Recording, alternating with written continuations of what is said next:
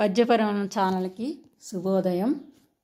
ఈరోజు విజయనగర చక్రవర్తి అయినటువంటి శ్రీకృష్ణదేవరాయల ఆస్థానంలో అష్టదిగ్గజాల్లో ఒక కవి అయినటువంటి దోర్జటి మహాకవికి శ్రీకృష్ణదేవరాయలు ఒక సమస్యనిచ్చి పూరించమంటారు.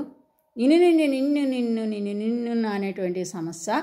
ఆ సమస్యని ఆయన ఏ విధంగా పూరించారో పద్యరూపంలో మీకు చెప్పబోతున్నాను.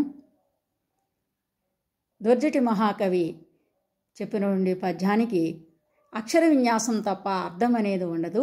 కాయ కష్టం చేసేటువంటి శ్రామికులు అంటే పొలంలో ఉడుపులు అట్లాంటి పనులు చేసుకుంటూ వాళ్ళు శ్రమను మర్చిపోవడానికి కుని రాగాలు తీస్తూ ఉంటారు. ఆ సందర్భంలోనిది ఈ సమస్యాపూర్ణం అన్నమాట. నిన్ను నిన్ను నిన్ను నిన్ను నిన్ను నిన్ను నిన్ను గని లయతాల సంగతుల గాన కళా పరిపూర్ణ మానసమ్మున పలుకుని రాగములు మోదములల్లుచు పల్కునిటులన్